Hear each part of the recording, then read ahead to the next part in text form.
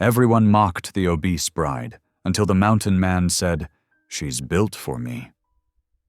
The church bell tolled across a dusty rail town as laughter cut like knives. A bride stood trembling at the altar, abandoned, ridiculed, and shamed before the whole town. Then, from the back of the church, boots echoed on the wooden floor. A scarred mountain man rose to his full height, his voice shaking the rafters. "She's built for me, strong enough for the mountains, kind enough for my heart." But this wasn't just about a broken wedding. Hidden in the shadows, a railroad agent sharpened his plans to steal the land beneath their feet. And in the flames of a half-burned cabin, a widow carried secrets that could change everything.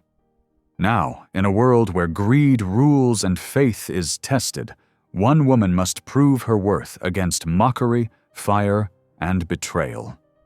Will love and courage be enough to silence the jeers of a cruel town and save the home they fought to build? Drop a comment below and share which part of the world you're tuning in from today. If you enjoy stories like this, don't forget to subscribe for more. The late afternoon sun streamed through the church windows, casting long shadows across the wooden floorboards. Dust motes danced in the golden light as Lila Mae Dawson stood at the altar, her hands trembling around a bouquet of purple mountain wildflowers. She had picked them herself that morning, hope blooming in her heart as bright as the delicate petals. The small clapboard church was packed with townsfolk, their Sunday best somewhat dulled by the dusty air that seemed to coat everything in this rail town. The wooden pews creaked with the shifting weight of the witnesses who had gathered to see the union of the local seamstress and the charming gambler, Clyde Jennings. Minutes ticked by on the ancient wall clock, its steady rhythm matching the pounding of Lila's heart. She could feel the first whispers starting, could sense the restless movement of the crowd as they waited. And waited. "Where is he?" someone muttered, loud enough to carry. Lila's fingers tightened around the flowers, crushing their stems. She had sewn her wedding dress herself, staying up late into the night to get every stitch perfect. Now the cream-colored fabric felt too tight, too revealing, as if it showed every curve she had spent years trying to hide. The church door finally creaked open. Lila's heart leaped, then plummeted as Clyde sauntered in, his vest unbuttoned, a smirk playing across his handsome features. He wasn't dressed for a wedding. He wasn't dressed for anything but another night at the card tables. "Clyde," she whispered, her voice small in the vast silence. He stopped halfway up the aisle, spreading his arms wide in a theatrical gesture. "Sorry, folks," he announced, his words slurring slightly. "But I've had time to think it over and I just can't do it." His eyes raked over Lila's figure, and his smirk widened. "Can't tie myself to the fattest bride west of the Rockies now, can I?" The first laugh started somewhere in the back. Then another joined in, and another, until the sacred space filled with cruel mirth. Lila felt each laugh like a physical blow, each snicker and whisper cutting deeper than any knife could reach. The room began to spin. The flowers dropped from her numb fingers, scattering across the floorboards like broken dreams. She swayed, reaching for the altar rail to steady herself as black spots danced at the edges of her vision. "Look at her," Clyde continued, playing to his audience. "She's about to—" "That's enough." The voice came from the doorway, deep and commanding as thunder rolling off the mountains. The laughter died. Every head turned.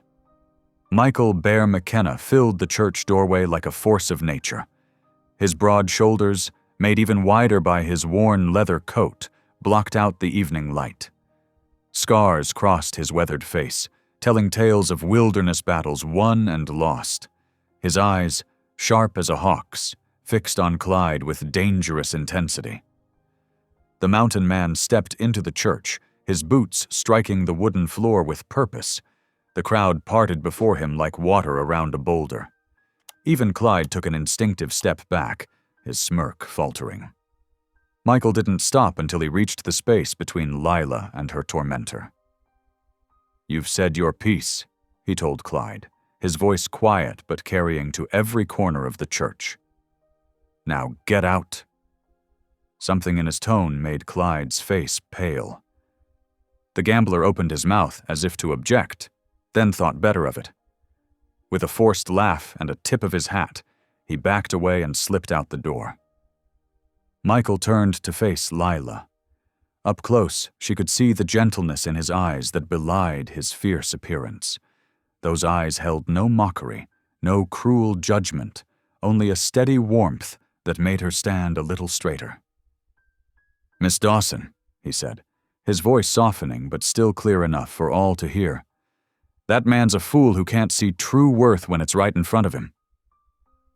A few nervous titters started in the pews, but Michael's next words silenced them completely. "You're built for me," he declared, his gaze never leaving her face. "Strong enough for the mountains, kind enough for my heart." Lila stared at him, her mind struggling to make sense of what was happening. She had seen Michael bear McKenna in town before, trading furs or buying supplies, but they had never exchanged more than polite nods. Yet here he stood, offering her something she had never expected: dignity. "I know we ain't properly acquainted," he continued, his voice growing gentle. "But if you're willing, I'd be honored to take his place today. I've got a cabin up in the hills. Good hunting, clean water. It ain't much, but it's honest, and you'd be welcome there." The church had gone so quiet that Lila could hear the wind whistling through the eaves. She looked into Michael's eyes, searching for any sign of mockery or deceit. She found none. Instead, she saw something that made her breath catch: respect. "Why?" she managed to whisper. "Because I've watched you," he answered simply. "Seen how you help folks who can't afford to pay for mending. Noticed how you slip extra bread to those children who hang around the bakery. A woman like that deserves better than scorn." Tears welled in Lila's eyes, but for the first time that day, they weren't tears of shame. She looked out at the crowd, at all the faces that had laughed at her moments ago. They were still now, watching this unexpected scene unfold with a mixture of shock and something that might have been shame. "I don't need an answer right now," Michael said softly. "But if you're willing to take a chance on a scarred old mountain man, the preacher's still here, and I'm ready to make my vows." Lila looked down at the scattered wildflowers on the floor, then back at Michael's weathered face. In his eyes, she saw no trace of pity, only honest regard, and perhaps something more, something that made her heart flutter with an unfamiliar hope. The sun continued its slow descent, painting the church in deepening shades of gold and amber. The moment stretched like honey, sweet and heavy with possibility. All around them, the townsfolk held their breath, waiting to see what would happen next in this unexpected turn of events that had transformed a moment of public humiliation into something entirely different. Something that felt remarkably like the beginning of a story, rather than the end of one. The heavy church doors creaked open as people filed out into the dusty evening air. Their laughter, now muffled, drifted down the dirt street like tumbleweeds. Lila Mae Dawson stumbled down the wooden steps, her cream-colored wedding dress catching on splinters as she fled. Tears blurred her vision, but she refused to let them fall. Not here. Not where they could still see her. The setting sun painted long shadows across the churchyard, and the autumn air held a bite that matched the chill in her heart. Behind her, steady footsteps followed, unhurried, deliberate, like the measured pace of a man who knew his destination. Michael Bear McKenna kept his distance, but remained close enough to be a reassuring presence. Lila reached the edge of the churchyard, where weathered headstones tilted like broken teeth against the purpling sky. Her legs trembled, threatening to give out. She gripped the rough bark of an old cottonwood tree, its leaves rustling sympathetically overhead. "Miss Dawson?" Michael's deep voice came from a respectful distance behind her. "Might I have a word?" She didn't turn around, couldn't bear to face another person, even one who had shown her kindness. "If you're feeling sorry for me, Mr. McKenna, please don't." "Ain't sorry for you," he replied, his tone matter-of-fact. "Reckon you're made of stronger stuff than most folks realize." Something in his voice made her turn slightly, though she kept her eyes on the ground. Michael stood several paces away, his broad frame blocking the last rays of sunlight. His shadow stretched long across the yellowed grass between them.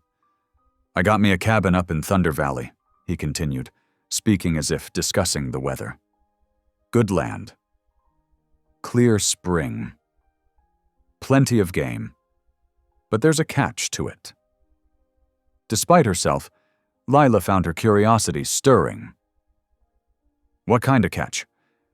"Government's offering squatters' rights to folks willing to settle and work the land," Michael explained, shifting his weight.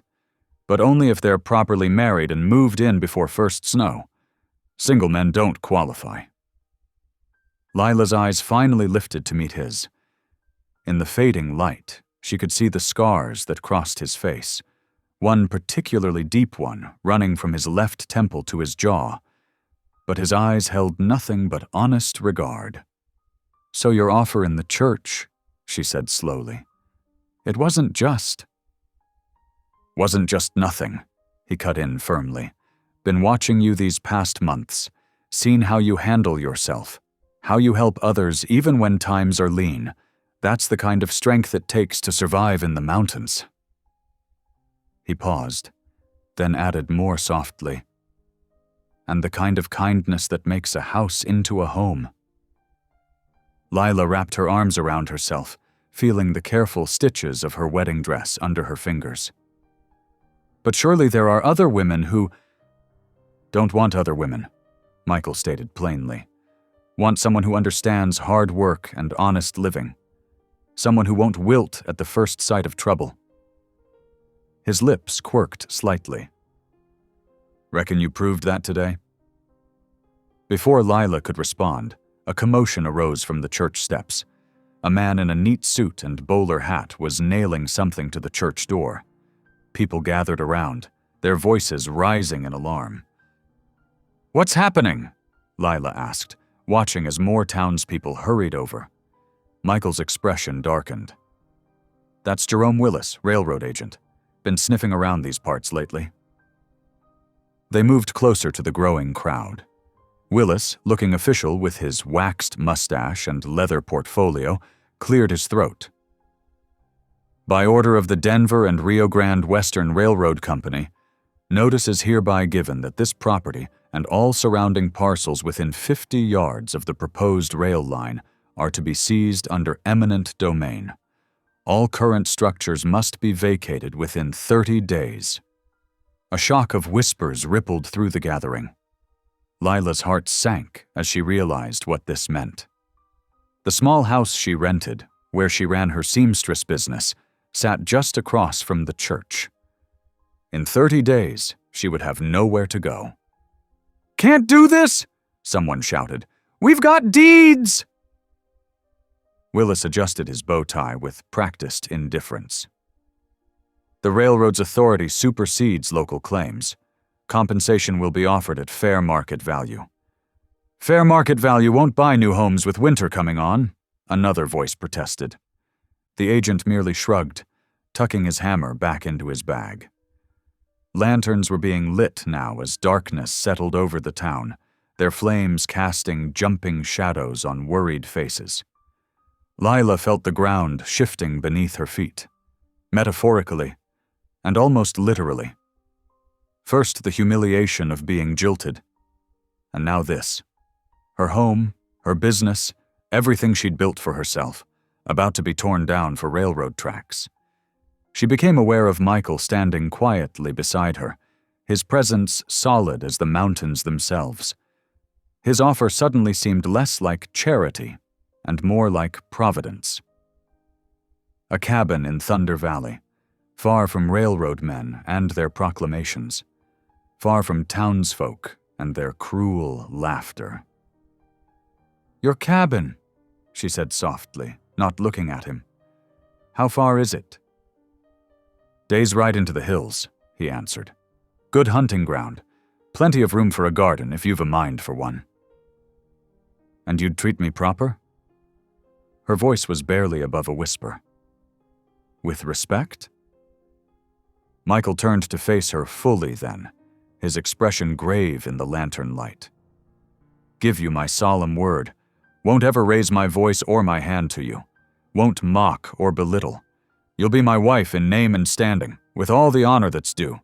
Lila watched the railroad agent mount his horse and ride away, leaving chaos in his wake.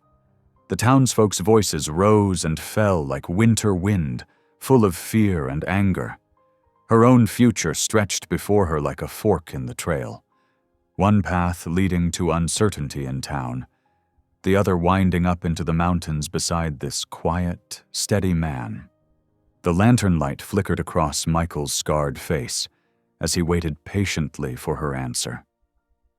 No pressure, no demands, just the simple offer of partnership against the hardships ahead.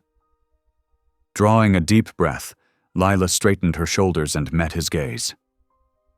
"Yes," she whispered, her voice growing stronger with each word. "Yes, I'll marry you, Michael McKenna, for the cabin, for the land." She paused, then added honestly, "For both our sakes." Michael nodded once, accepting both her answer and the practical nature of their arrangement. No flowery promises, no false declarations of love, just two people choosing to face an uncertain future together rather than alone.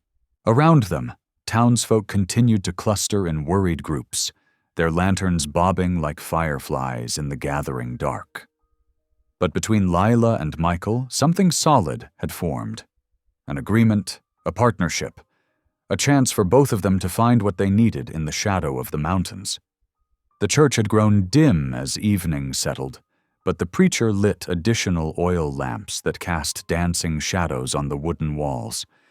Their warm glow did little to dispel the chill that had descended over the sanctuary.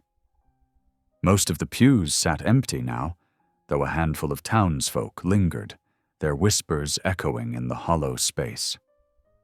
Reverend Thompson tugged at his collar, clearly uncomfortable with this hasty ceremony.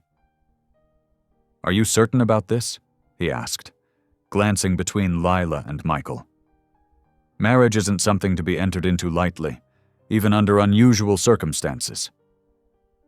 "We're certain," Michael replied, his voice steady and firm. He stood straight-backed before the altar, still in his trail-worn clothes, but with his hat respectfully removed. The lantern light caught the angles of his scars, making them seem deeper. Lila smoothed her wedding dress, the same one she'd worn hours earlier for a very different groom. The irony wasn't lost on her, but she lifted her chin with quiet dignity. "Yes, Reverend, we're certain." From the back of the church came a low, mocking chuckle. Clyde Jennings lounged in the last pew, boots propped up irreverently on the bench before him. "Well, ain't this touching?" he drawled. "The mountain man and his massive bride." Match made in heaven, I'd say. His smirk was visible even in the dim light. Michael's shoulders tensed, but before he could respond, the church door creaked open. More townspeople filtered in, drawn by curiosity and the prospect of fresh gossip. Their whispers filled the air like autumn leaves. Can you imagine? Married twice in one day.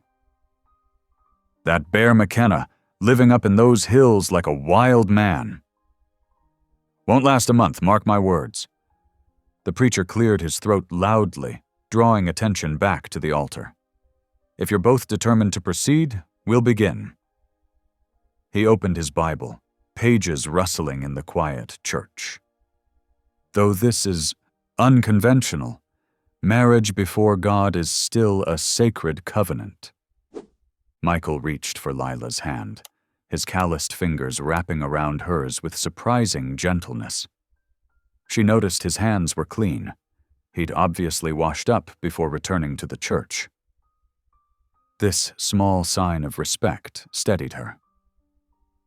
"Dearly beloved," Reverend Thompson began, his voice growing stronger as he fell into familiar ritual. "We are gathered here in the sight of God to join this man and this woman in holy matrimony." The traditional words echoed off the wooden walls. Lila found herself focusing on the steady pressure of Michael's hand, using it to anchor herself against the tide of whispers and stares. She could feel Clyde's mocking gaze boring into her back, but she refused to turn around. When it came time for the vows, Michael's voice filled the church without hesitation. "I, Michael McKenna, take thee, Lila Mae Dawson, to be my wedded wife." He paused, then added words that weren't part of the traditional ceremony. "I vow to provide for you, to protect you, and to treat you with the respect due a wife. This I swear before God and these witnesses."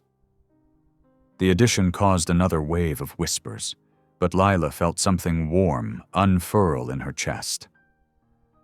These weren't flowery words of love, but they were honest, and after today's earlier humiliation, honesty meant more than romance. Her own voice trembled slightly as she repeated her vows, but it grew stronger with each word. The simple gold band Michael placed on her finger was plain but solid, like the man himself. "By the power vested in me," the preacher concluded, "I now pronounce you man and wife." There was no kiss.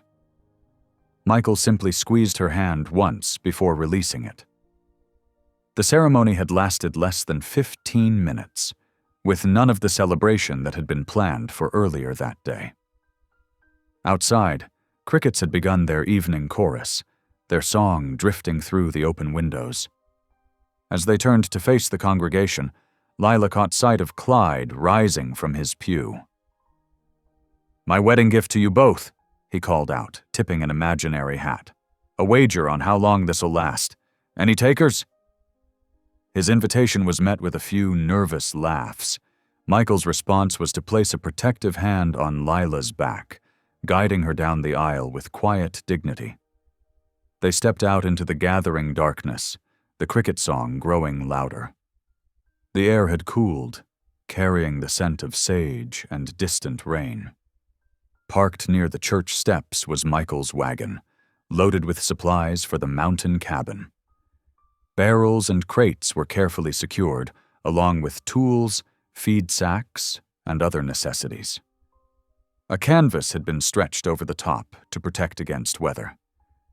2 sturdy mules stood in harness, drowsing as they waited. "We'll head out at first light," Michael said, helping Lila climb onto the wagon seat.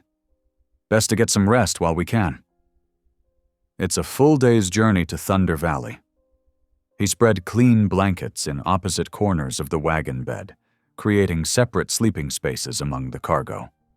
The thoughtfulness of this arrangement, protecting her dignity even now, touched Lila deeply. From the shadows across the street, a figure watched their preparations. The railroad agent, Jerome Willis, stood beneath the eaves of the general store, the land seizure notice crisp in his hands. As he folded the paper with precise movements, his thin lips curved into a calculating smile. The night settled around them like a heavy blanket. Lila lay in her corner of the wagon, listening to the crickets and the occasional stamp of the mule's hooves. Though Michael's breathing was steady from his corner, she suspected he was as awake as she was. The space between them seemed filled with unspoken questions. What would life be like in the mountain cabin? How would they navigate this marriage of convenience? Could 2 strangers build a life together based on practical need rather than love? The church bell tolled 9 times, the sound rolling across the sleeping town.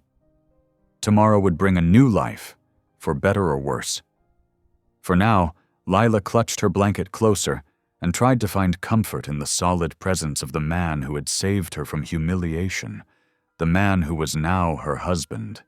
Above them, stars began to pierce the darkening sky, their light falling softly on the wagon where a most unusual bride and groom waited for dawn. The crickets sang on, witnesses to this strange wedding night. While in the shadows, the railroad agent's footsteps faded away, leaving only the whisper of paper being tucked into a pocket. The first hints of dawn painted the eastern sky when Michael McKenna began loading the last essential items into the wagon. Lila stood nearby, now dressed in a practical brown traveling dress, her wedding gown carefully packed away. The morning air held an autumn chill that made her pull her shawl tighter. "Best get started," Michael said, offering his hand to help her onto the wagon seat. His touch was brief but steady, and Lila settled herself on the hard wooden bench, smoothing her skirts with trembling fingers. The mules' harnesses jingled as Michael clicked his tongue, urging them forward. The wagon wheels creaked to life, and their journey began. Lila gripped the seat's edge as they rolled past the silent storefronts of the town she'd called home for so many years. Early risers were already about their business. Mrs. Peterson swept her porch, pausing mid-stroke to stare. Two ranch hands loading supplies at the general store nudged each other, whispering behind cupped hands. Outside the saloon, a bleary-eyed Clyde Jennings watched them pass, his mocking smile visible even in the dim light. "Don't pay them no mind," Michael said quietly, his eyes fixed on the road ahead. "Town'll be far behind us soon enough." The dirt road stretched northward, rutted from wagon wheels and summer storms. Every bump sent jolts through the wagon's wooden frame, and Lila found herself bouncing uncomfortably with each one. Her teeth rattled, and she tried to brace herself against the seat, but couldn't seem to find the right position. Michael glanced at her struggles. "Here," he said, demonstrating with his own posture. "Keep your back straight, but let your knees bend some. Move with the wagon instead of fighting it." Lila tried to mirror his position and gradually found the rhythm. The jolts became more manageable, though she knew she'd be sore by day's end. "Thank you," she murmured. The landscape began to change as they left the town behind. The flat prairie gave way to rolling hills, and the familiar sagebrush slowly yielded to scattered pines. The air grew notably crisper, carrying the scent of evergreen. "Creek up ahead," Michael pointed out, gesturing with his chin. "Good fishing there. Land to the west is fine grazing ground come spring." He named each landmark they passed, painting a picture of the territory's resources. "Deer trail there. Bears like those berry patches in late summer." Lila listened intently, trying to memorize each detail. This would be her home now, so different from the town she'd known. The sun climbed higher, and the morning chill gave way to warmth. They passed other travelers, a family in a covered wagon, 2 men on horseback, a peddler with his cart. Each time, Lila felt their curious stares, but she kept her eyes forward, focusing on the mountains that grew larger with each mile.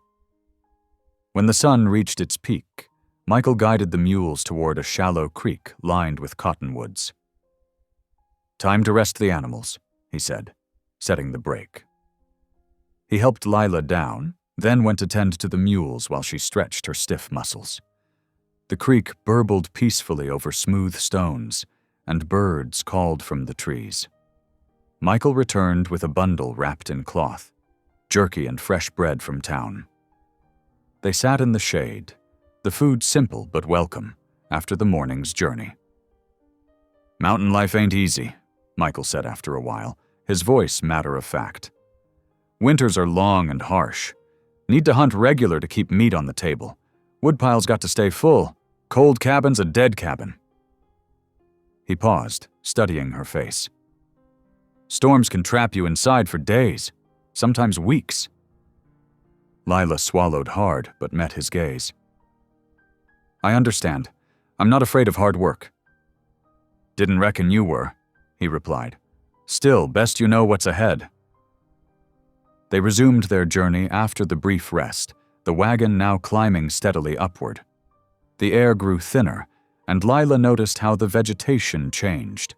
Different trees, different flowers. Michael pointed out a stream that would be good for washing clothes, a meadow where she might gather wild herbs. By late afternoon, the temperature began to drop. They had reached the base of the high country, where the real mountains began their dramatic rise. A cold wind swept down from the peaks, carrying a crisp scent that made Lila shiver. "Snow's coming," Michael said, scanning the darkening sky. "We'll make camp here tonight." Cabin's still half a day's journey, and it's not safe traveling these roads in the dark. He chose a spot near the tree line, where a natural clearing offered some shelter from the wind. With practiced efficiency, he unhitched the mules and set up camp, showing Lila how to help.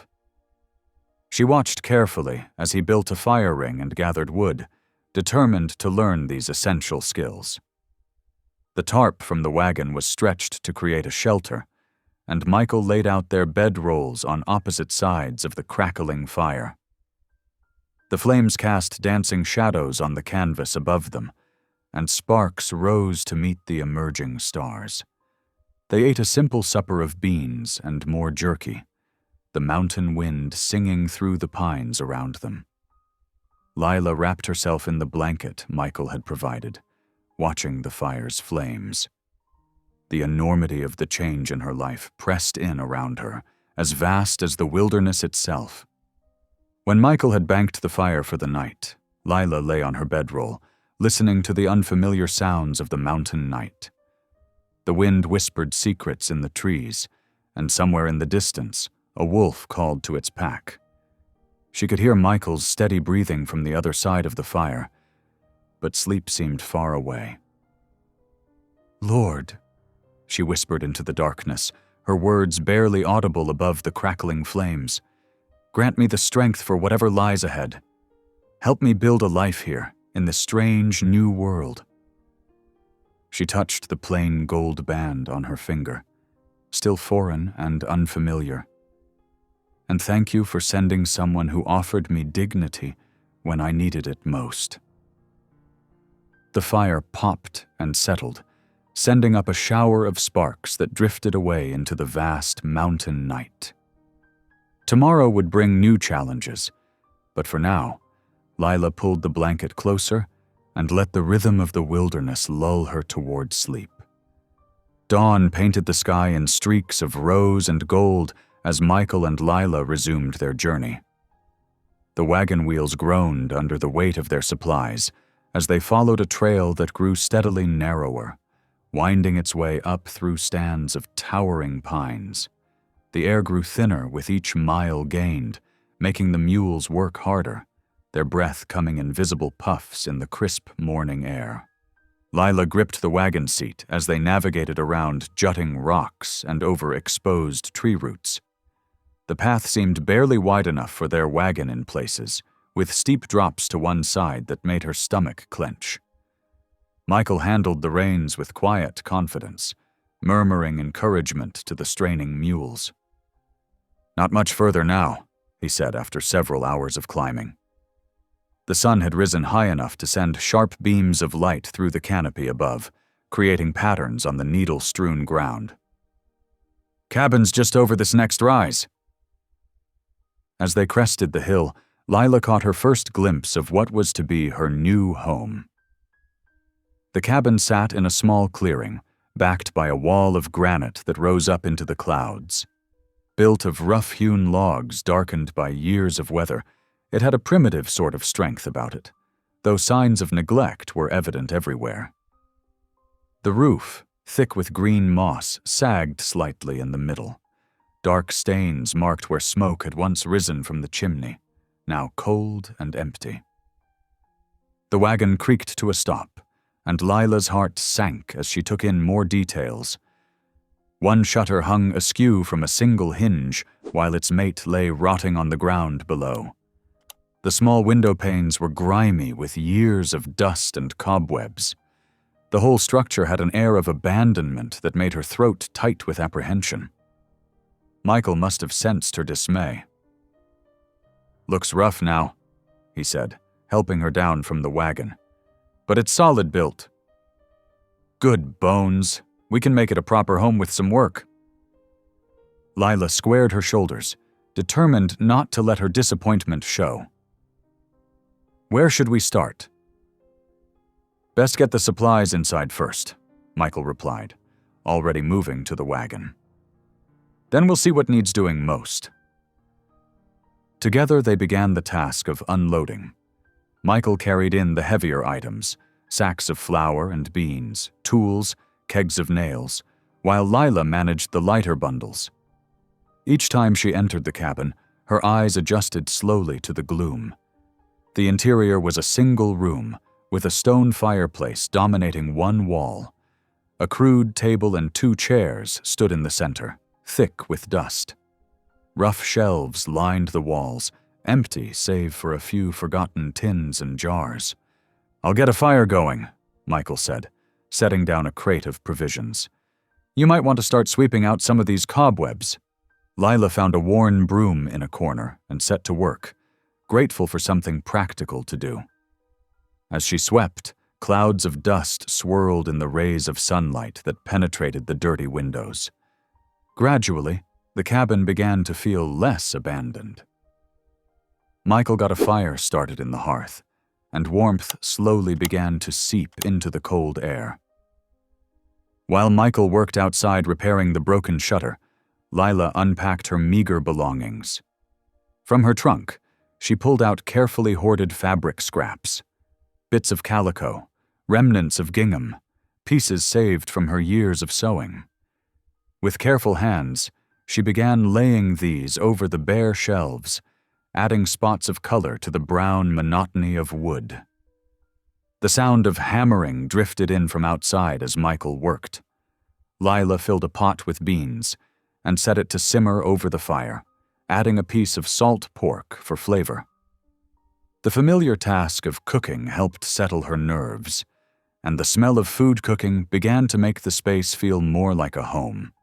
By late afternoon, the cabin had undergone a noticeable transformation. The floors were swept clean, the windows wiped to let in more light. Michael had repaired both shutters and fixed a loose floorboard near the door. The supplies were properly stored, and Lila's touches of color brightened the shelves and the rough table, where she'd spread a piece of checked cloth as a makeshift tablecloth. As dusk approached, they sat down to their first proper meal together at the table. The beans were hot and filling, accompanied by cornbread Lila had baked in the Dutch oven. The cabin creaked and settled around them as they ate in comfortable silence, the wind singing in the chimney. Lila watched Michael covertly as he ate.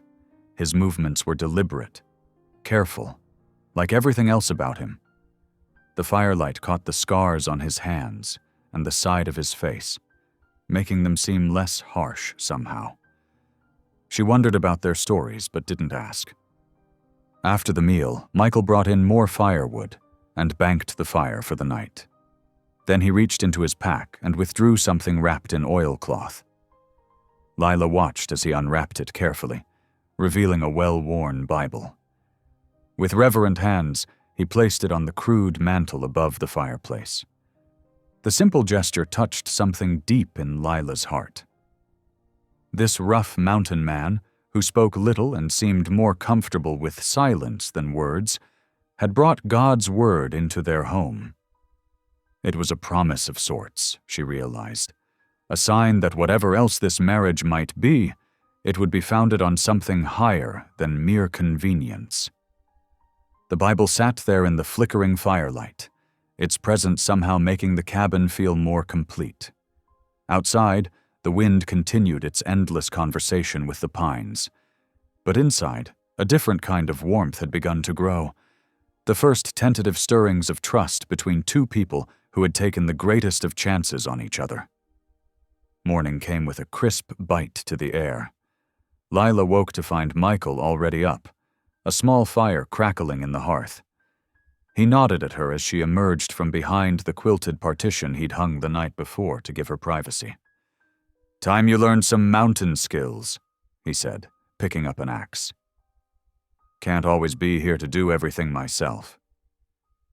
Outside, frost still sparkled on the ground despite the rising sun. Michael led her to a chopping block where several logs waited. He held up a piece of wood about as thick as Lila's wrist. "This here's kindling," he explained, positioning it on the block. "Smaller pieces catch easier, help get the big logs burning." He demonstrated the motion, splitting the wood with practiced ease. "Your turn."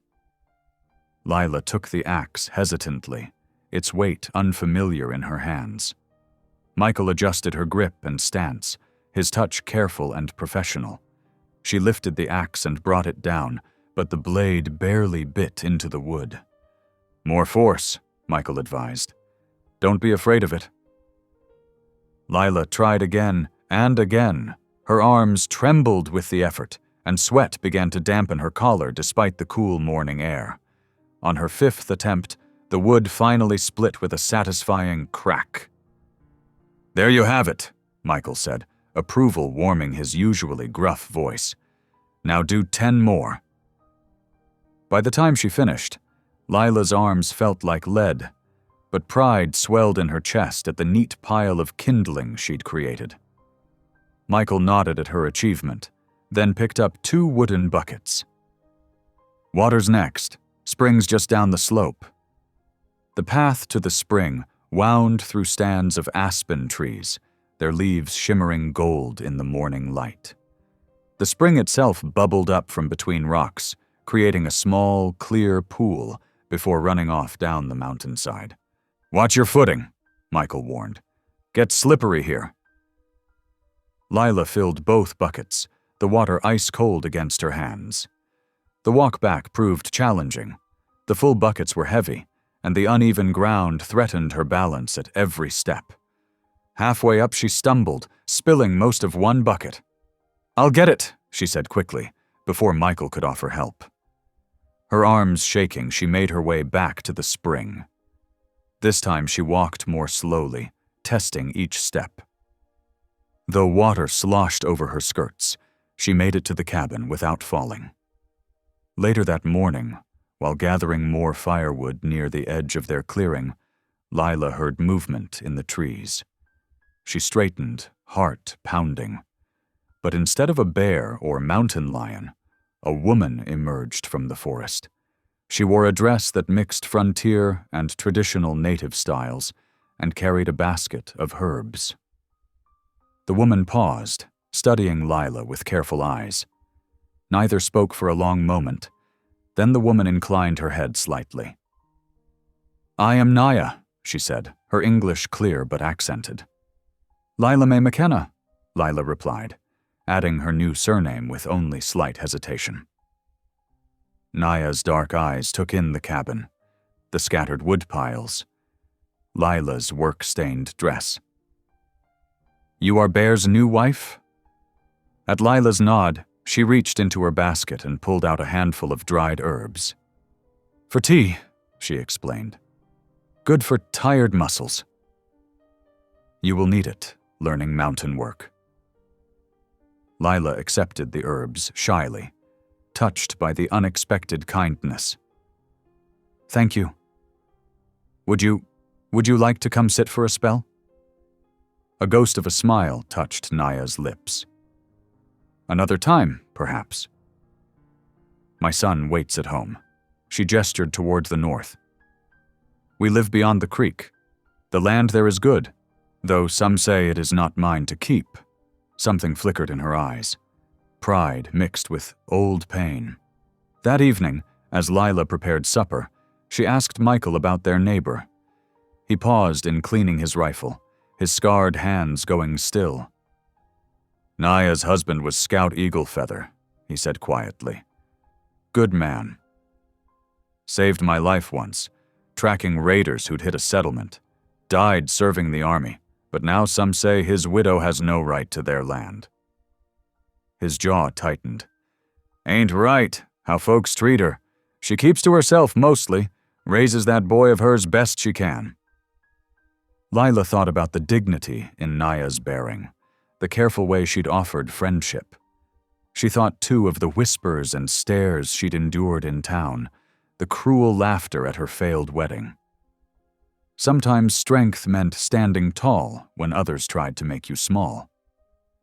Just before sunset, Naya returned, this time with her small son, wrapped in a blanket against the evening chill. She carried a clay pot of strong-smelling salve. "Pine and herbs," she explained, setting it on the table. "For sore muscles. I saw you splitting wood this morning." Lila smiled ruefully, rubbing her aching arms. "Is it that obvious?" "The mountains teach hard lessons," Naya said, demonstrating how to apply the salve with circular motions. "But they make us stronger." She showed Lila how to mix more when this batch ran out, pointing out which pine trees yielded the best sap. As the women talked, Michael sat in the corner, apparently absorbed in mending a piece of tack. But Lila caught him watching them, something thoughtful in his expression.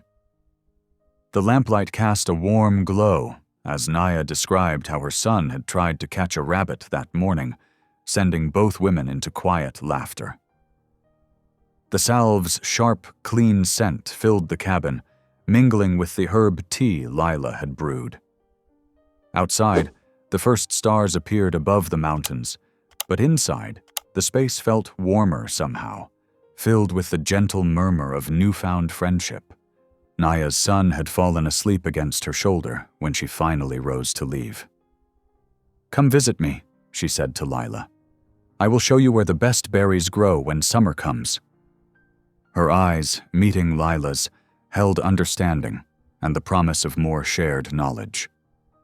After they'd gone, Michael added wood to the fire.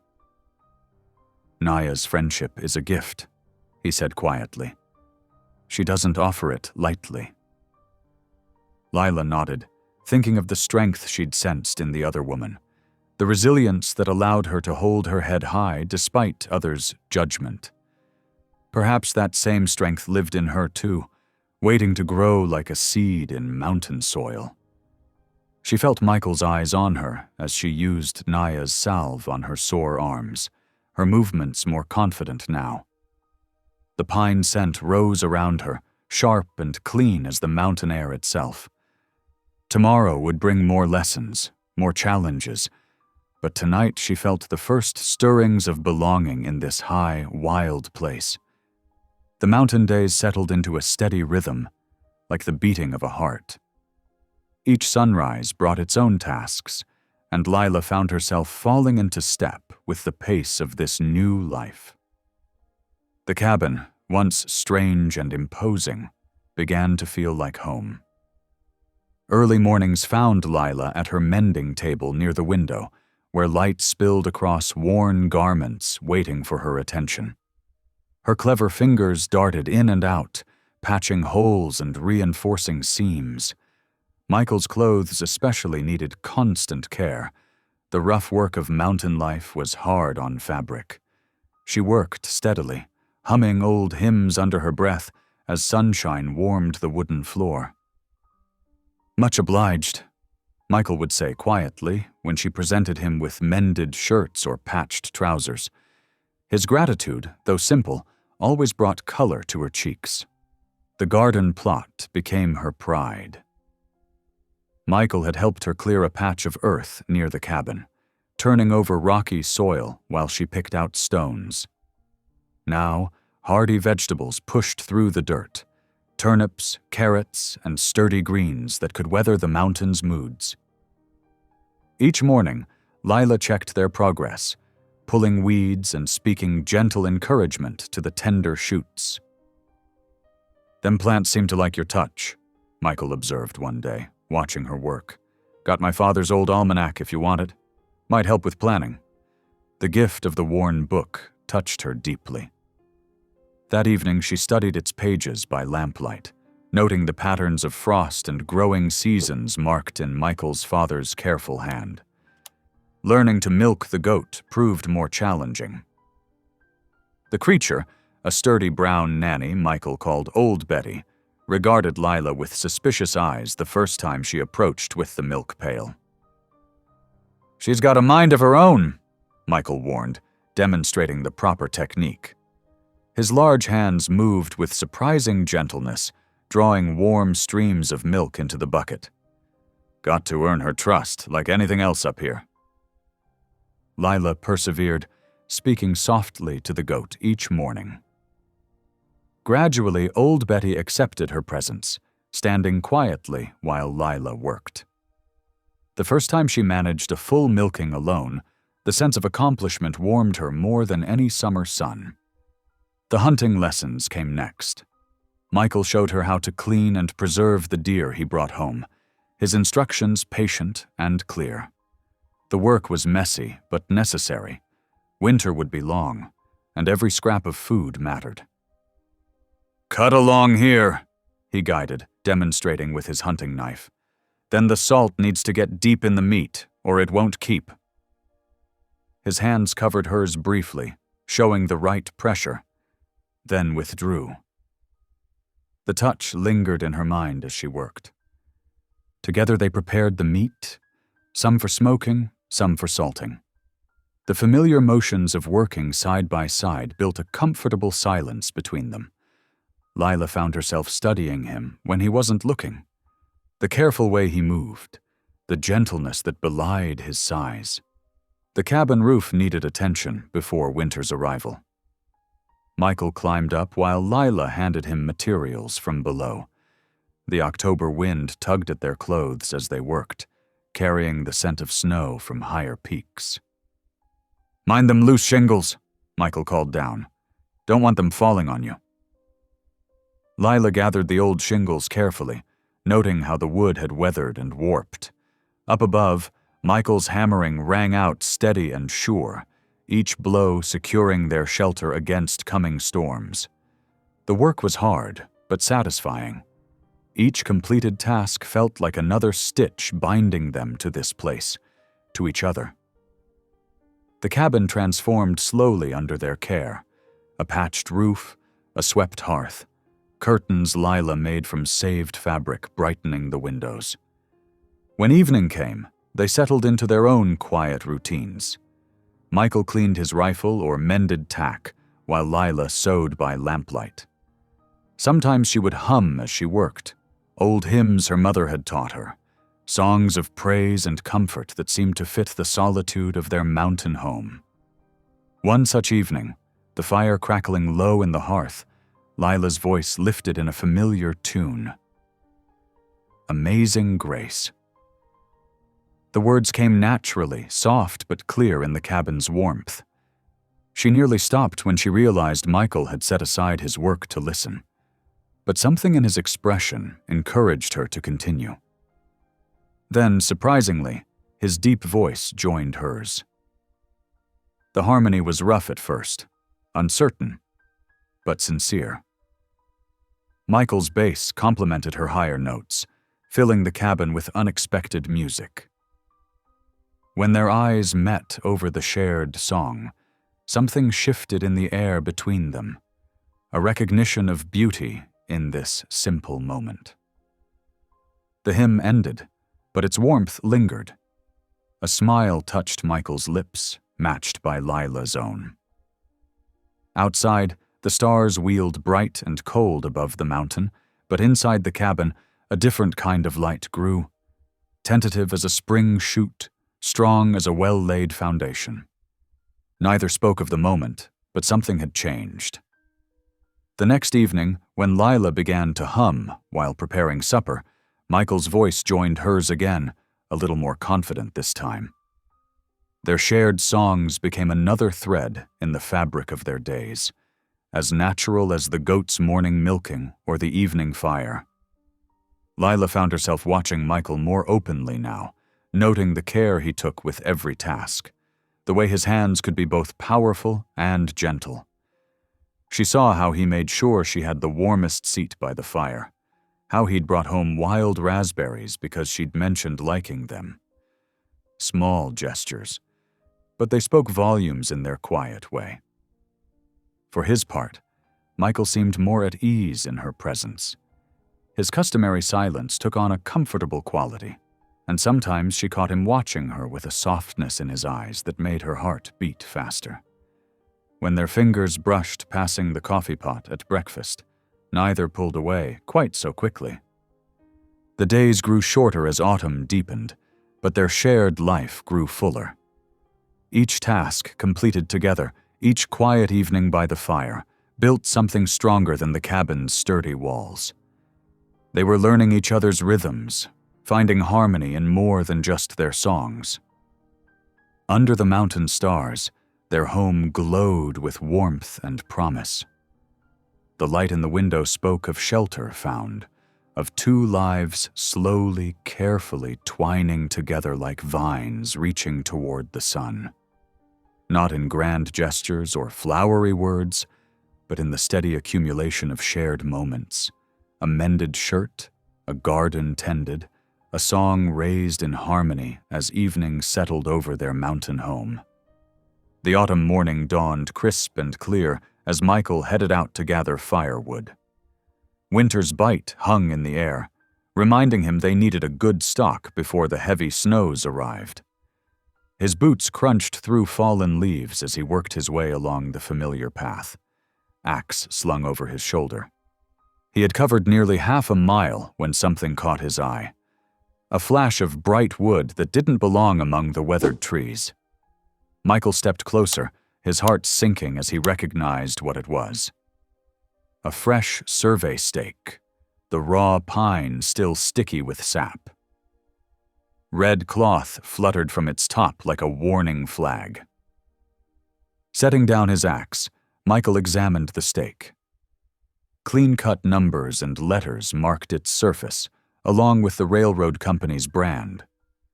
His fingers traced the marks, remembering similar stakes he'd seen in town before the rail line came through. More stakes dotted the hillside, he realized, forming a line that cut straight through their property, through their home. The revelation hit him like a physical blow. He'd known the railroad was pushing west, but hadn't thought it would reach so high into the mountains. The sound of voices drew his attention. 3 men in city clothes picked their way up the trail, carrying more stakes and surveying equipment. Their leather boots were barely scuffed, newcomers to the mountain for certain. "This here's private land," Michael called out, his voice carrying the authority he'd learned in years of wilderness living. The lead surveyor, a thin man with a waxed mustache, barely glanced at him. "Not for long," he said, consulting a map. "This whole section's been marked for the rail line. Progress is coming to these hills, whether you mountain folk like it or not."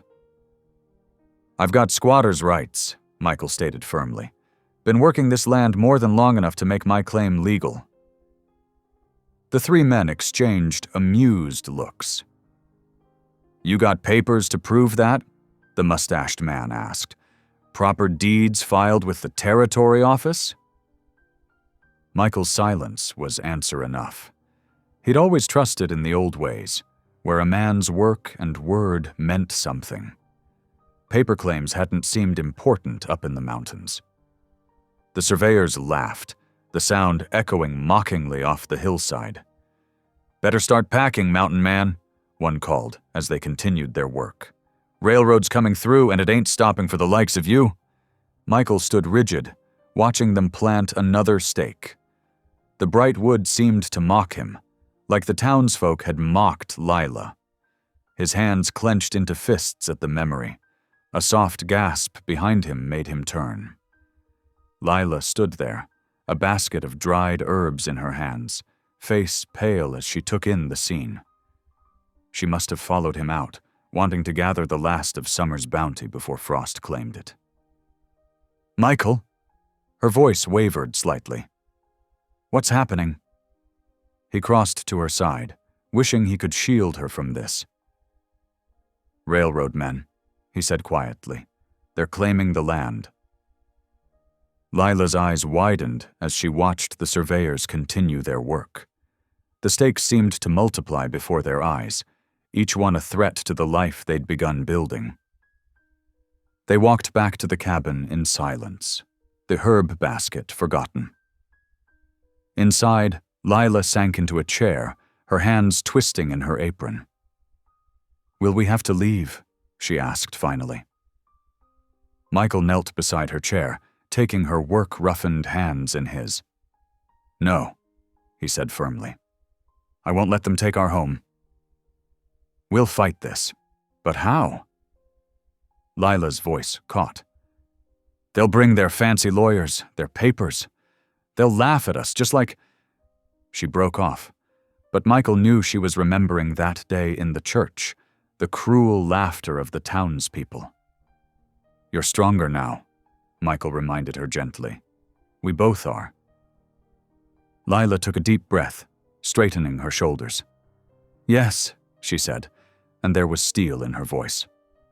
"I am stronger than their laughter now." She squeezed his hands. "Tell me what we need to do." Michael stood, pacing as he thought. "Need to prove how long I've been working this land. Got witnesses, trappers who've traded with me, Naya and her people who've known me these past years, and there's records in town of me selling furs and buying supplies." "The store ledgers," Lila added, her practical mind working. "They'll show how long you've been here. And the preacher who married us, he could testify about your reputation in the area?" Michael nodded. "We'll gather it all. These railroad men think they can run right over mountain folk, but they'll find we're made of stronger stuff." Outside, clouds were gathering over the peaks, heavy with the promise of snow. The wind carried a bitter edge, making the survey stakes creak. Lila moved to the window, watching the flags flutter like signals of war. "I was so afraid of being laughed at again," she admitted quietly, "of being the spectacle I was that day in church. But this is different." She turned to Michael, her face set with determination. "This is our home. We've put our sweat and hopes into it. I won't let them take that from us." Michael crossed to join her at the window. Together they watched the clouds darken the mountain. The stakes stood out stark against the gathering gloom, but they no longer seemed as threatening.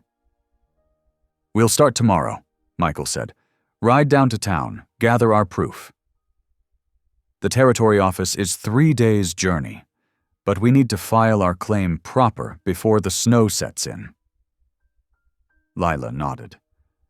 "I'll pack provisions for the trip. And I can speak to Naya. Her testimony about your time here would carry weight, especially since her husband served the territory." The mention of Naya sparked something in Michael's memory. "She might know others who can speak for us too. Her people have lived on this mountain longer than any railroad man." "Then we'll talk to her first thing tomorrow," Lila decided. She turned from the window and began gathering supplies with purposeful energy. The fear had left her face, replaced by quiet determination. Michael watched her move about the cabin, marveling at the change in her. The woman who had once trembled before town gossips now stood straight-backed and resolute, ready to fight for their home. His heart swelled with pride and something deeper, something he wasn't quite ready to name. As evening settled over the mountain, they sat close by the fire, planning their next steps. The wind moaned outside, and the first few snowflakes began to fall, but inside the cabin was warm with shared purpose. The survey stakes might loom in the darkness like grim markers of change, but they had found something the railroad hadn't counted on: the strength that comes from defending not just a piece of land, but a life built together. Tomorrow they would begin their fight, but tonight they drew comfort from each other's presence, and the knowledge that whatever came, they would face it side by side. The morning after their confrontation with the railroad men, Snow blanketed the mountainside in pristine white. Michael stood at the cabin door, watching Lila's face light up at the transformation. The threatening survey stakes were now buried beneath nature's own claim on the land. "Time you learn to navigate these drifts proper," Michael said, pulling out 2 pairs of snowshoes. The wooden frames were worn smooth from years of use, the rawhide webbing carefully maintained. Lila eyed the strange contraptions with a mix of curiosity and doubt. "I'll sink right through those," she said, her old insecurity creeping into her voice. Michael shook his head. "That's the beauty of them. They spread your weight out, let you walk on top of the snow instead of fighting through it." He knelt to help her strap the snowshoes onto her boots, his scarred hands gentle. "Been using these since I was a boy. They'll hold you just fine." Outside, the morning sun sparkled on untouched snow. Michael demonstrated the proper stride, showing how to lift each foot and plant it firmly. Lila watched intently, then took her first tentative step. The snowshoe held her weight, but her second step crossed over the first. She pitched forward with a startled cry, landing face first in the soft powder. Instead of shame, laughter bubbled up from deep inside her. She rolled over, brushing snow from her face, and found Michael watching her with a rare smile. "That's the spirit," he said, helping her up. "Can't learn without a few falls." For the next hour, Lila practiced. She fell more times than she could count, but each time she got back up, determined to master this new skill. Her cheeks grew rosy from exertion and joy. When she finally managed to walk a straight line without falling, she threw her arms up in triumph, tears of laughter freezing on her cheeks. "Look at me," she called to Michael. "I'm walking on snow." His answering chuckle was warm with pride. "Knew you had it in you. Strong as a bear, just like me." The casual praise wrapped around her heart like a warm blanket. Here, away from judging eyes, her size wasn't a burden. It was simply part of who she was, as natural as Michael's broad shoulders or the ancient pines reaching toward the sky. As dusk approached, they retreated to the cabin's warmth. While Lila prepared cornbread and beans, Michael added wood to the fire. The flames cast dancing shadows on the log walls, making their humble home feel cozy and secure. "Tell me about your trapping days," Lila said as they ate. "What made you choose such a solitary life?" Michael was quiet for a long moment, absently touching the scar that ran from his temple to his jaw. "After the war, couldn't stand being around too many people," he finally said. "Up here, everything's simpler. Animals don't judge, and the mountain doesn't care what a man looks like or what he's done." Lila nodded, understanding more than he knew. "I used to sew wedding dresses," she offered in return. "Made them for so many brides, each one floating down the aisle like a dream." She smoothed her hand over her own plain skirt.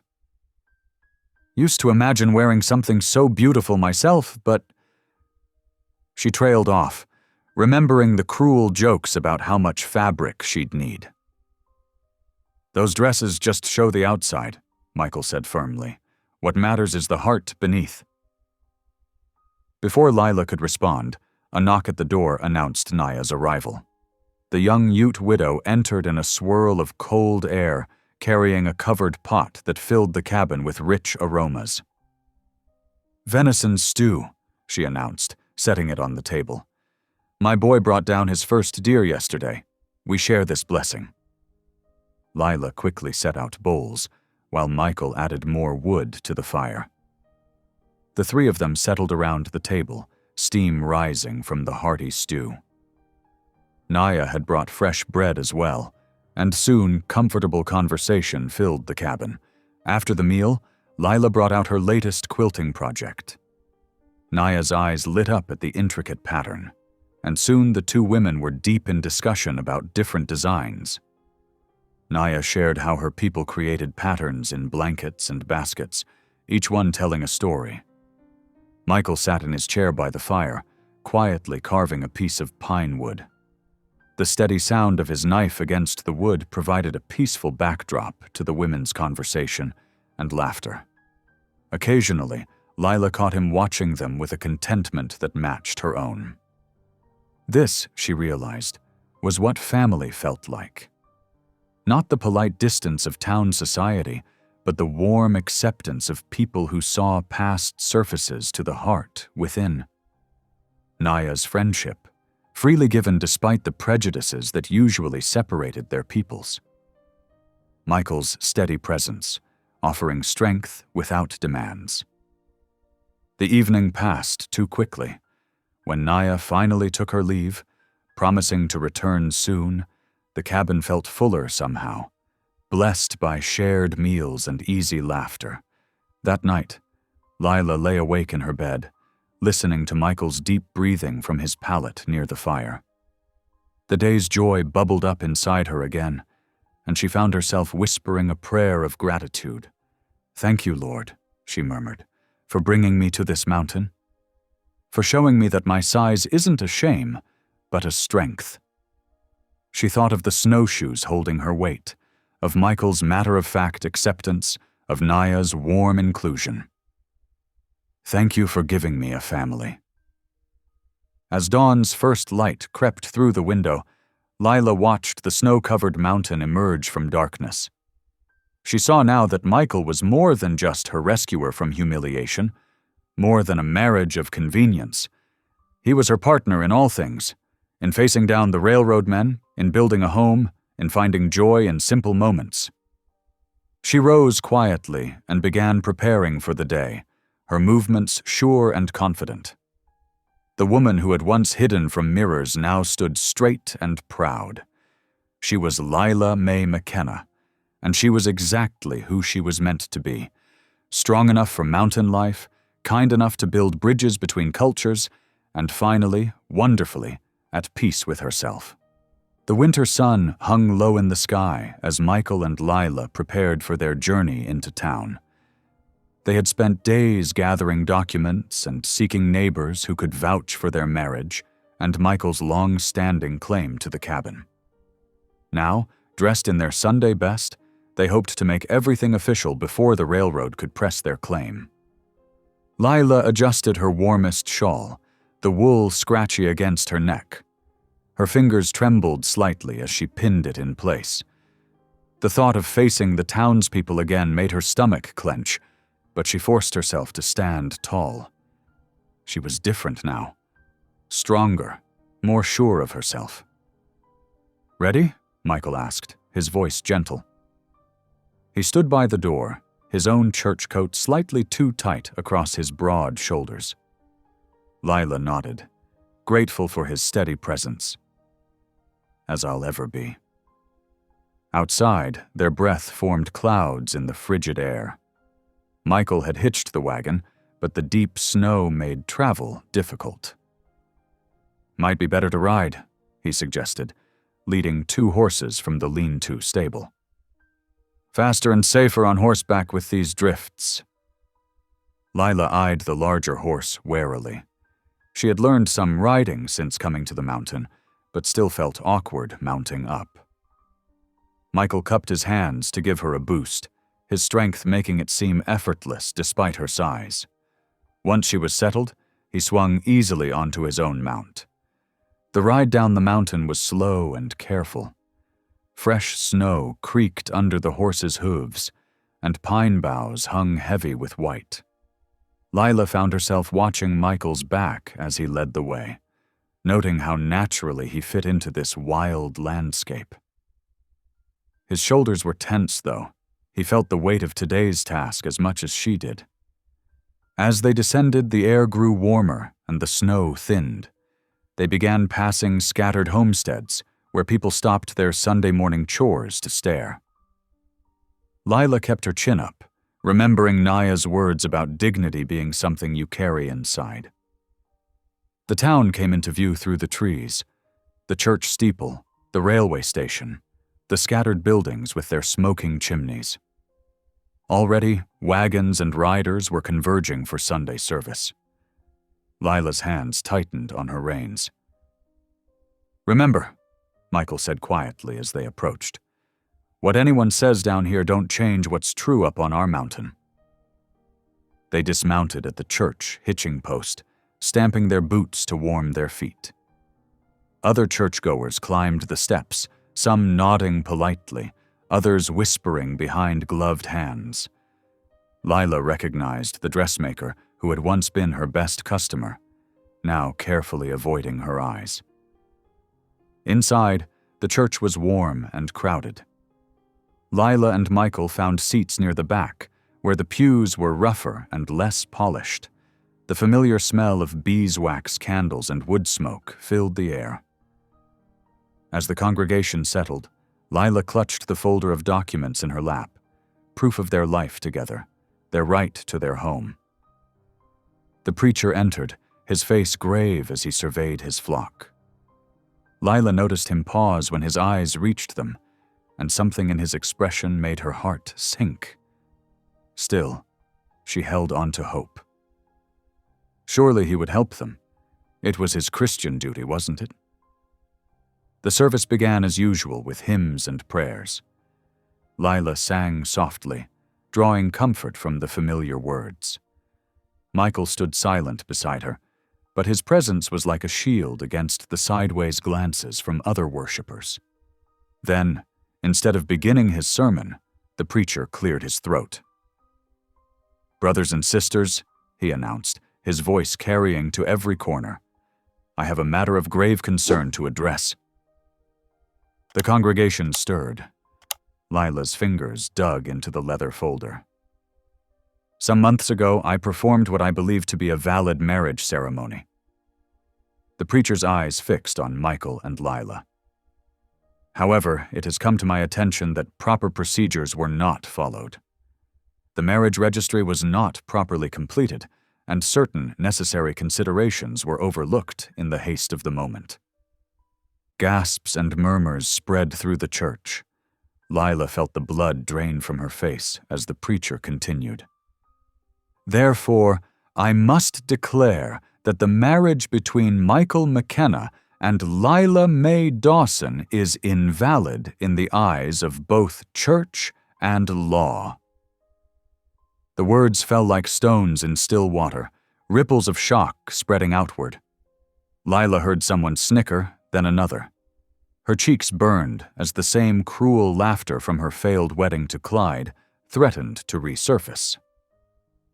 "Furthermore," the preacher added, his voice heavy with false regret, "as the marriage is invalid, any claim to property rights based upon that union must also be considered null and void." From the back pew came a soft sound of satisfaction. Lila turned to see the railroad agent. His thin lips curved in a triumphant smile. She suddenly understood. He had planned this, had found a way to invalidate their claim through the church itself. Michael sat perfectly still beside her, but she could feel the tension radiating from him. His fists were clenched so tight the knuckles showed white, yet he remained silent. His self-control only highlighted the whispers and stares around them. The preacher moved on to his sermon, as if he hadn't just destroyed their world. Lila barely heard the words. All she could focus on was the heat in her face, the familiar shame crawling up her throat. After everything, after finding strength and purpose on the mountain, she was being mocked and dismissed all over again. The service seemed to last forever. When it finally ended, people filed past them as if they were invisible. No one met their eyes. No one offered help or sympathy. Even the preacher hurried to his study, closing the door firmly behind him. Outside, the winter sun seemed colder now. Michael helped Lila mount up without a word, his movements mechanical. They rode away from the town in silence, leaving behind the sound of church bells and judgment. The journey home was harder than the ride down. The horses plodded through deepening snow as clouds gathered overhead. Lila's thoughts whirled like the snowflakes beginning to fall. What would they do now? Without legal standing, how could they fight the railroad? Would she have to leave the mountain? Leave Michael? The familiar sight of their cabin usually brought comfort, but today its rough logs and smoking chimney only reminded her of all they stood to lose. Michael helped her dismount, his hands gentle despite his obvious anger. They took care of the horses in continued silence, each lost in their own thoughts. Night fell early, as it always did in winter. Inside the cabin, Lila mechanically prepared their evening meal, while Michael built up the fire. The familiar domestic tasks felt hollow now, knowing their home could be taken away at any moment. Neither of them ate much. The beans and cornbread grew cold on their plates as they sat at their small table, the weight of despair hanging heavy in the air between them. Outside, snow continued to fall, and somewhere in the distance, a wolf howled, a lonely sound that seemed to echo their own desolation. Lila stared into the fire, remembering how proud she'd felt just that morning, riding down the mountain as Michael's wife. Now what was she? Not a wife, not even a proper partner in their claim. Just a woman who had once again trusted in happiness, only to have it snatched away. The railroad agent's smug smile haunted her thoughts. He had found their weakness, had used the very institution that should have protected them to destroy their security. The same church that had witnessed her first humiliation had now dealt her a second, deeper blow. Michael sat in his chair by the fire, his face shadowed, his shoulders bearing the weight of their defeat. The documents they had so carefully gathered lay forgotten on the table, useless now in the face of the preacher's declaration. Their dreams of securing their home, of building a life together, seemed to be crumbling like ash in the fireplace. Heavy silence filled the cabin as the night grew deeper. Even the usual creaking of the logs and whisper of wind seemed muted, as if the very house knew its fate hung in the balance. The darkness outside pressed against the windows, and for the first time since coming to the mountain, Lila felt truly afraid of what tomorrow might bring.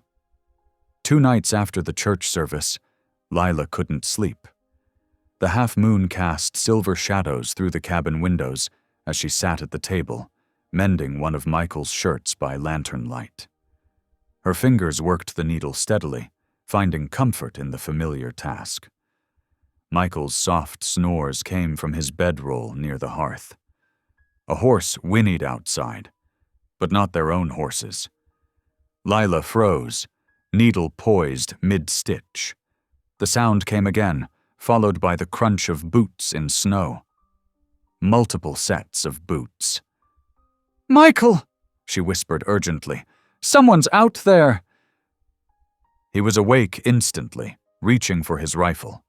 Years of mountain living had taught him to wake alert. Before he could stand, something crashed against the cabin door.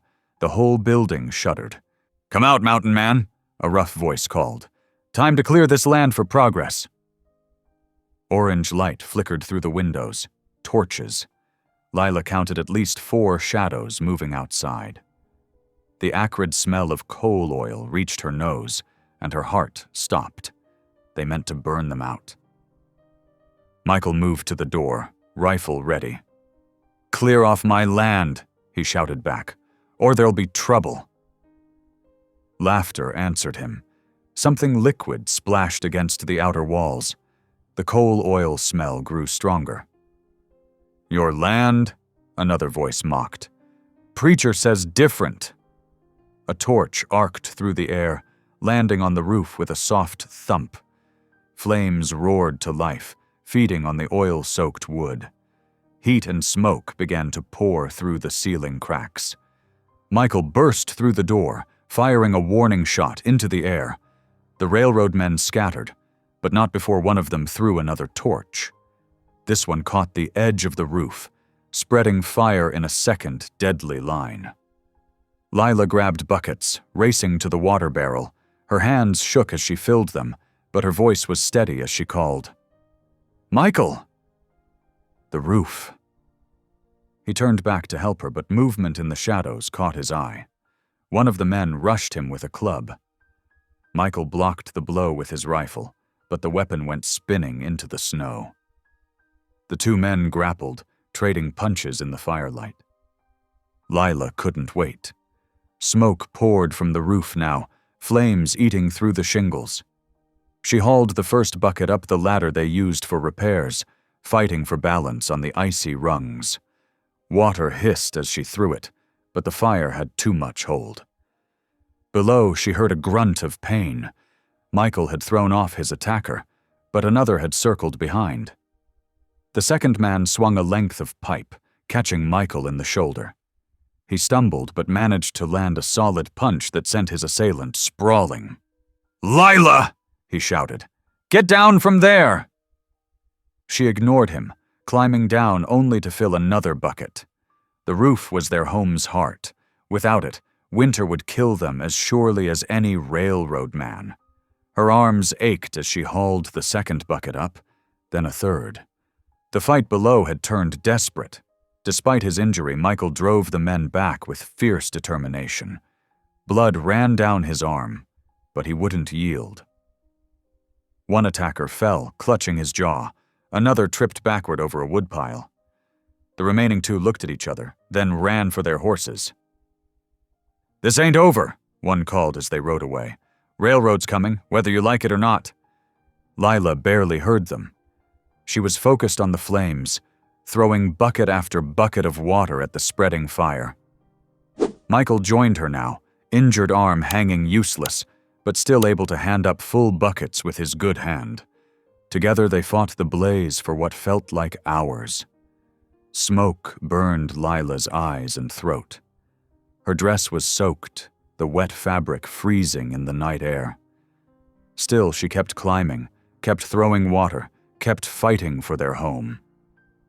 Finally, the last flames sputtered out. Half the roof was gone, open to the star-filled sky. But the log walls still stood, and the other half remained intact enough to shelter them. Lila nearly fell climbing down the ladder one last time, her legs weak with exhaustion. Michael caught her with his good arm. She could feel him trembling with fatigue and pain. Leading him inside, she sat him by the hearth and lit a fresh lantern. The cabin was a mess of water and smoke damage, but it was still standing. Still theirs. "Let me see that wound," she said, gathering clean rags and the jar of pine salve Naya had taught her to make. Michael sat quietly while she cleaned the gash on his shoulder. The pipe had cut deep, but no bones seemed broken.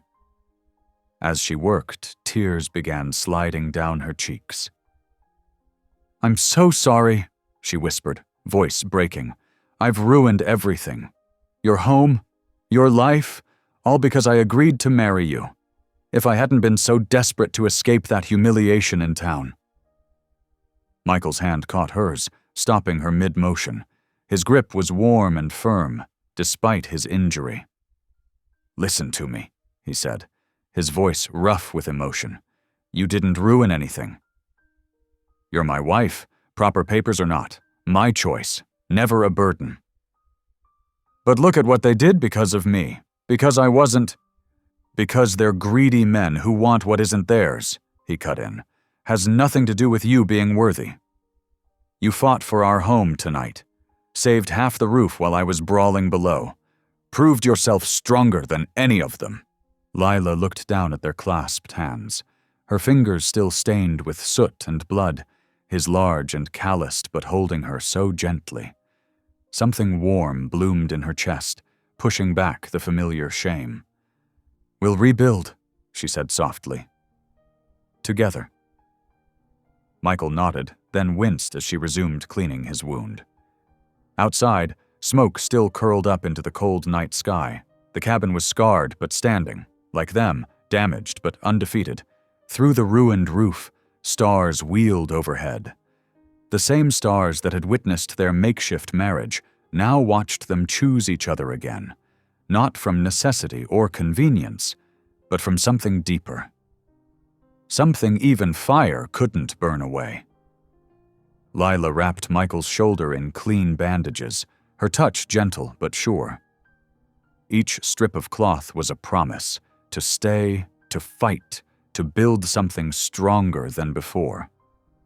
When she finished, he caught her hand again and pressed it to his heart. No words were needed. They had said everything in water thrown on flames, in wounds tended by lamplight, in the simple act of standing together while their world burned. Dawn crept over the mountains, pale light revealing the cabin's wounds. Ash and soot stained the snow black where the flames had raged. Half the roof gaped open to the sky, charred beams jutting like broken bones. The air still carried the acrid scent of smoke. Lila stood in the doorway, shoulders slumped with exhaustion. She had barely slept, tending Michael's injury through the night. His fever worried her. The gash on his shoulder had grown angry and red despite her careful cleaning. Now he tossed restlessly on their bed, muttering in his sleep. The sound of approaching hoofbeats made her stiffen. After last night's attack, every noise set her heart racing. But these were different, lighter, familiar somehow. Through the morning mist, she made out two figures on a single pony, Naya and her small son. "Friend who sews," Naya called out in greeting, dismounting gracefully despite holding her child. Her eyes widened as she took in the destruction. "We saw smoke from our camp." "What happened here?" Lila's composure cracked. "Railroad men," she said, voice breaking. "They came in the night. Tried to burn us out." Naya's face hardened. She set her son down, murmuring something gentle in Ute. The boy clutched a wrapped bundle nearly as big as himself. Food, Lila realized, seeing dried meat and cornbread peek through the cloth. "Come," Naya said firmly. "You look ready to fall. When did you last eat?" Before Lila could protest, Naya had swept into the cabin, assessing the damage with sharp eyes. She immediately began clearing space at the table, setting out the food and sending her son to fetch fresh water from the spring. "Michael is hurt," Lila explained, gesturing to where he lay. "They hit him with a pipe." The wound. Naya moved to examine him, her movements sure and practiced. "Fever," she noted. "I have herbs that will help. But first you must eat. Strength before healing." The simple kindness undid Lila completely. She sank into a chair, tears flowing freely now. "Everything's ruined," she whispered. "The preacher declared our marriage invalid. Said Michael's claim means nothing. And now the cabin." She gestured helplessly at the destroyed roof. Naya's son returned with water. She mixed herbs into a cup for Michael, then sat beside Lila, her presence steady and calm. "Tell me everything," she said. As they shared the food, Lila poured out the whole story. The preacher's betrayal, the railroad's threats, last night's attack. Naya listened intently, her dark eyes thoughtful. "These men," she said finally, "they think paper makes truth. That ink on a page gives them right to take what others built." She smiled, a fierce expression. "But paper can fight paper." She rose and went to her saddlebag, returning with a worn leather packet. "My husband," she explained, untying the strings carefully. "He was scout for Army. Kept copies of everything. Maps, treaties, documents showing this land." Lila watched, barely daring to breathe, as Naya spread the papers on the table. Yellowed pages covered in precise writing, detailed maps with boundaries marked in faded ink, and most importantly, treaties, official documents bearing government seals. "See here," Naya pointed. This land marked as shared grazing ground. Ute people's right protected by treaty goes back many years before railroad came, before your town was built. Lila's hands shook as she examined the papers. And because it's grazing land. Means settlers can claim if they work it, Naya finished, like Michael does.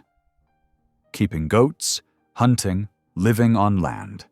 Treaty protects both our rights, Ute and settler who respects the old agreements. Hope bloomed in Lila's chest, fragile but fierce. These could save our home, she whispered. Prove Michael's claim is valid. And if his claim is valid, then marriage is valid too, Naya nodded. Paper fighting paper. A low groan from the bed drew their attention. Michael stirred, his face flushed with fever. Lila hurried to help him drink the herbal tea Naya had prepared. His good hand caught hers weakly. Railroad men, he mumbled. Have to protect. Shh, Lila soothed. Rest now. We have help.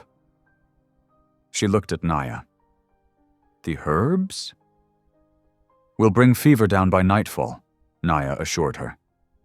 He needs sleep to heal. As the morning wore on, they worked together to make the cabin habitable. Naya's son helped gather fresh pine boughs to cover the open roof temporarily. They cleared away debris and hung blankets to keep in what warmth they could. All the while, Lila's mind raced with possibilities. We have to take these papers to town, she said finally, as afternoon shadows lengthened. Show them to the judge before the railroad men can do more damage. Naya nodded. I will ride with you. My words with papers will be stronger. Show judge that Ute people and honest settlers can live together, share land with respect. Looking at Michael's sleeping form, Lila felt torn. I don't want to leave him. My son will stay, Naya said. He knows healing ways. Contend fire, give medicine. She smiled at Lila's surprised expression. You think only white women worry for husbands? We are not so different, friend who sews. The simple acceptance in those words wrapped around Lila's heart like a warm blanket. Here was no mockery of her size, no judgment of her hasty marriage. Only understanding between women who had found their own paths. They waited until evening, when Michael's fever had eased enough for Lila to explain their plan. He tried to protest, but was too weak to argue effectively. Trust me, Lila said, pressing a kiss to his forehead. Trust us. We'll make this right. The moon rose cold and clear as they prepared to leave.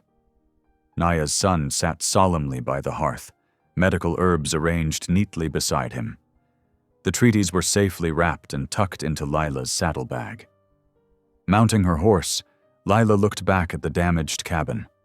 Smoke stains marked the logs like battle scars, but the walls still stood strong. Just like her, battered but unbroken. For the first time since the fire, determination burned brighter than despair in her chest. Ready? Naya asked, settling onto her pony. Lila nodded, straightening her shoulders. The moon painted their path silver as they turned toward town. Behind them, lamplight glowed through the cabin's gaps like hope shining through cracks in darkness. They had truth on their side now, paper to fight paper, rights to challenge theft, and most importantly, friendship to overcome prejudice. The night air bit cold against Lila's cheeks, but her heart was warm with purpose as they rode into the darkness together. Dawn painted the Colorado mountains in shades of pearl and gold as three riders approached the town. Lila sat straight in her saddle, the precious treaties tucked safely in her bag. Her heart hammered against her ribs, but her hands were steady on the reins. Beside her, Michael rode grimly, his left arm bound in a sling, his rifle across his lap. Naya brought up the rear on her sturdy pony, her dark eyes alert and watchful. The clip-clop of hooves on the packed dirt street drew townsfolk from their morning routines. Shutters creaked open. Shop doors swung wide. People gathered on wooden sidewalks, whispering behind cupped hands at the unlikely trio. "Look there! The fat bride and her mountain man!" And that Indian woman with them. Lila heard the whispers but kept her gaze forward, focused on the white clapboard church ahead. The same church where she had faced humiliation just weeks ago. The same steps where Michael had first spoken up for her. Now she would speak for them both. The railroad agent stood smoking outside the telegraph office. His eyes narrowed at their approach, and he hurried inside. Moments later, the church bell began to toll, summoning more onlookers. They dismounted at the church steps. Michael winced as he swung down from his horse, his wound clearly paining him. Lila moved to help, but he shook his head slightly. This was her moment to lead. The preacher emerged from the church, his face pinched with disapproval. "What is the meaning of this disruption on the Lord's Day?" Lila took a deep breath, straightening her spine. The woman who had once shrunk from cruel laughter now lifted her chin and met his gaze squarely. "You declared our marriage invalid, Reverend. Said Michael's claim to the land meant nothing. We've come to show you're wrong on both counts." Her voice carried clearly in the morning air. More townspeople gathered, drawn by the confrontation. Among them, Lila spotted the gambler Clyde, his fancy vest gleaming as he smirked from the shadows. With deliberate movements, Lila opened her bag and withdrew the leather packet. Her hands trembled slightly as she unrolled the first document on the church steps, but her voice remained strong. "These treaties show the truth about our land. They're official government documents, bearing proper seals. They prove that the area where we live is protected grazing ground, established by agreement with the Ute people years before any railroad survey." Murmurs rippled through the crowd. The railroad agent pushed his way forward, his face flushed. "Those papers mean nothing. The company has legal right-of-way. That mountain cabin is scheduled for demolition." "The company's claims come after these treaties," Lila countered. She gestured to Naya, who stepped forward with quiet dignity. "This is Naya, widow of Army Scout James Redhawk. Her husband served this country faithfully and kept copies of every official document concerning our lands." Naya's voice was clear and measured as she addressed the crowd. "My husband believed in honor between peoples. These papers show agreements made in good faith. They protect both Ute grazing rights and the rights of settlers who respect the old boundaries." She pointed to specific passages. "See here, the seals, the dates, all proper, all true." The townsfolk pressed closer, straining to see. The preacher adjusted his spectacles, frowning as he examined the documents. The railroad agent sputtered. "You can't expect us to take the word of a dash dash." "Of a what?" Michael's deep voice cut through the agent's protests. Though he leaned heavily on his rifle, his presence commanded attention. "Of a woman who knows more about honor than you ever will? Of a widow whose husband died serving this country?" Lila laid out more papers, her movements purposeful. "These treaties show that Michael's claim is legal and valid. He's worked this land honestly, raising goats, hunting within boundaries, living in harmony with his neighbors." She turned to face the crowd directly. "And if his claim is valid, then our marriage is legal too. We stood before God in this very church, spoke our vows in truth and honor." "You forced that ceremony," the preacher protested, but with less certainty now. "It was irregular, rushed." "No more irregular than your sudden change of heart about its validity," Michael said quietly. "Makes a body wonder what convinced you to turn against your own handiwork. What pressures might have been applied. The preacher flushed and looked away. In the crowd, people shifted uncomfortably, exchanging glances. Lila's voice softened, but remained firm. "I know what many of you think of me. The fat spinster who got jilted at the altar. The desperate woman who grabbed at any chance for marriage." She stood straighter, her eyes bright. "But God doesn't make mistakes.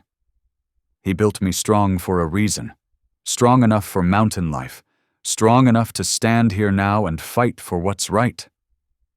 Michael moved to stand beside her, his good hand finding hers. "This woman is my wife," he declared, his voice carrying to every corner of the gathering. "She's built for me, and this land is ours by right. Any man who says different will answer to me." A long silence fell. The morning sun climbed higher, casting long shadows across the church steps where Lila and Michael stood united. Naya remained close by, her quiet presence a testimony to truth. Then old Mrs. Peterson, the shopkeeper's wife, stepped forward. "I've known Lila May since she was a girl," she said slowly. "Watched her sew wedding dresses for half the brides in town, never complaining, never bitter. If she says these papers are honest, I believe her." "Them treaties look proper enough," added Mr. Johnson, the blacksmith. "Got all the right seals and such." More voices joined in, memories surfacing of Michael's fair dealings over the years, of Lila's kindness with needle and thread. The mood of the crowd shifted like wind changing direction. The railroad agent tried one last time. "The company won't stand for this interference." "The company will stand for the law," came a new voice. Judge Harrison emerged from his office across the street, walking stiffly to examine the documents. "These treaties are indeed valid, bearing proper government seals. They establish prior rights that even the railroad must respect." The preacher's shoulders slumped. He looked at Lila, then Michael, his face heavy with shame. I was wrong," he admitted quietly. "Your marriage is legal and binding. May God forgive my part in this affair." A ripple of relief went through the crowd. Here and there, heads nodded in approval. The railroad agent stormed away, leaving only the sound of his boots angry on the wooden sidewalk. Lila felt tears prick her eyes, but they were tears of triumph now, not shame. She had stood before the same people who once mocked her, and she had prevailed. Not through bitterness or revenge, but through truth and dignity. Michael squeezed her hand gently. His eyes held pride as he looked at her, not just the practical regard of their first meeting, but deep respect and growing affection. The morning sun climbed higher, warming the air. Townspeople began to drift away, some nodding respectfully to Lila and Michael as they passed. A few even smiled at Naya, seeing her now as a person rather than just the Indian woman. The preacher cleared his throat. If you'd like, I could record your marriage properly in the church books now. Make everything official." Lila looked at Michael, who nodded. "We would appreciate that," she said softly. "Though we've known in our hearts it was real all along." The winter winds whistled outside, but inside the rebuilt cabin, warmth and laughter filled every corner. Fresh-cut logs reinforced the walls, and a new roof, stronger than before, sheltered all beneath it from the December snow. Though some townspeople had hesitated at first, they'd eventually come to help with the rebuilding, passing boards and sharing meals as the work progressed. Now, watching the children play in the snow through the window, Lila smiled at how much had changed. Naya's young son taught the town children to track rabbit prints, while they showed him how to make snow angels. Their bright giggles carried through the crisp mountain air. Inside, Michael sat by the fire, his skilled hands carefully shaping a wooden horse. Shavings curled at his feet as he worked, occasionally glancing up to watch Lila threading her needle through thick wool mittens. The cabin smelled of pine, fresh bread, and the promise of belonging. As Christmas Eve settled over the mountain, lanterns began appearing through the trees. Townspeople arrived in small groups, stomping snow from their boots and bringing dishes to share. The cabin that had once stood lonely now barely contained the gathering. When Lila began "Silent Night," her voice rose clear and strong. Michael's deep bass joined in, and soon the whole room filled with harmony. She looked around at the faces lit by firelight, faces that had once twisted with mockery, now soft with friendship. Mrs. Peterson wiped away a tear as she sang.